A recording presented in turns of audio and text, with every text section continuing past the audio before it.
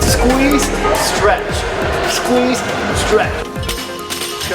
That's why I'm hanging around here. That's right. She wants to be world famous in the vlog with the 180 views. Morning everybody, welcome to the vlog. Busy day today, another day in the life of the Circuit Factory. Yesterday was a bomb day and we're going to do the same thing again today. There's a quote by Plato that basically says, and I'll put the quote on the screen: in order for a man to succeed in life, God provided him with two means, not separately, one for the soul and one for the body, but for the two together. With this means, man can attain perfection. You have to do two things to perfect your soul. One is work on your mind continually, and the other is work on your body continually. In a separate incredible quote, physical exercise is not merely necessary to the health and development of the body, but to balance and correct intellectual pursuits as well. The mere athlete is brutal and Philistine, the mere intellectual unstable and spiritless. The right education must tune the strings of the body and mind to perfect spiritual harmony. Philosophical boner. So he puts physical movement and exercise up there with the mind. And if you know anything about Plato, he was a bit of a smart puppy, and he spoke about the mind in the most reverential terms. He was like, you know, your mind is your greatest, all of his great works, talks about how you've got to master your mind is sacred, your mind is the greatest gift from God, and he's put exercise up in that bracket. So if you're watching this vlog and you're not working out, you're not exercising, just recognize that it doesn't matter how much work you do, how much study you do, how powerful you make your intellect. If your health is terrible, you got nothing. Nothing!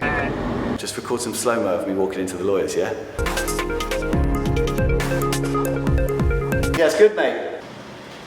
Look at that canal. They made that. I think I've sold about 15 by word of mouth without even trying to sell a franchise. I can't wait. I've seen competition, it's just ridiculous. No one offers anything professional. It's a bunch of exercise classes sponsored left, right, centre.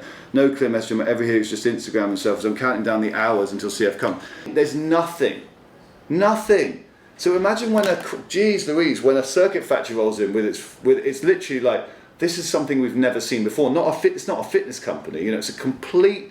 You get your food box, you get your training, you get the values, you get the people who look after you. It's like a complete psychological unscrewing. Every single company that supports the growth of this great business, this great company, is going to be put in the most amazing halo. When I get done, I want 4,000 Circuit Factories, and I want everyone to be of a level. And the moment one level drops in quality, the trademark goes away.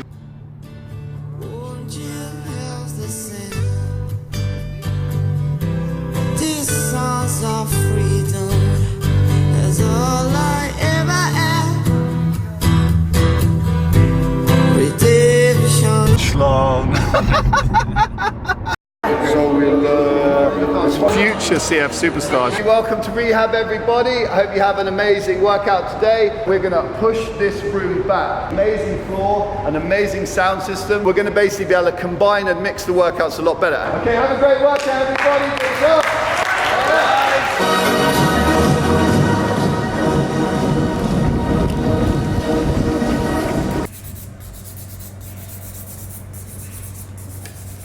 Won't you help me sing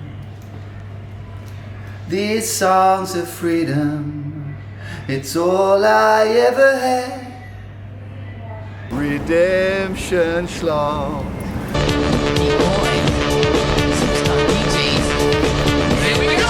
You have it in yourself to do it. You've got this great heart and this great light inside you, right? But you've also got to fucking meet it halfway. It's not going to fucking sort your life out for you unless you make the steps, and the steps are physical movement, exercise. You've got your workout now. When you finish your workouts, I want to know how you feel, and then in the evening time, if you feel comfortable, you go again. It's about rearranging your psychology.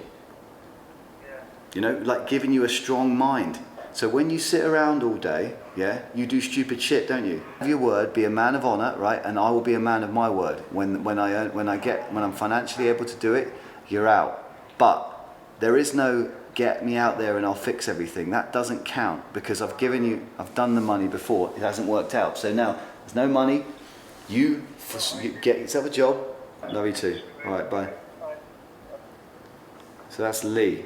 Lee is basically someone I met while I was in when I went back to the UK, I met a load of underprivileged kids, and he's about 28 years old from Loughborough, from Leicester, and he's had mental health problems in the past. He's basically just been kicked. His life has just kicked him in the nuts. No one really gives a crap about him. He's been homeless. He's been on the streets. His mum doesn't really love. Well, I suppose she loves him, but she doesn't really care about where he is. And he hasn't got a home. And I met him and a load of others. So we've got this WhatsApp group going on where I'm trying to actually help them. And I was helping them.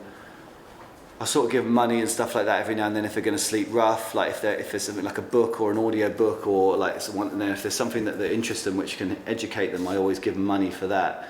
But as per about 3 days ago, I worked out that me actually giving them money when they ask for it is a disaster. It doesn't work because when you can't feel that you've earned a pound or a dirham, you have no respect for that money. And when you're a recovering drug addict or a recovering gambling addict and someone's giving you money, it doesn't work. So now I'm giving them the hard edge, which is, there's a possibility I could have you out here next year if things go according to plan with Circuit Factory. I'm going to need to hire, and they've all got hearts of gold.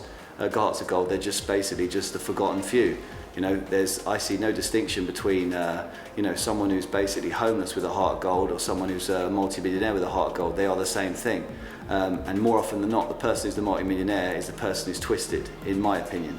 Just my opinion. People on the street tend to have more humility, more compassion, and more of the things that I look for when I think about who I want to work with.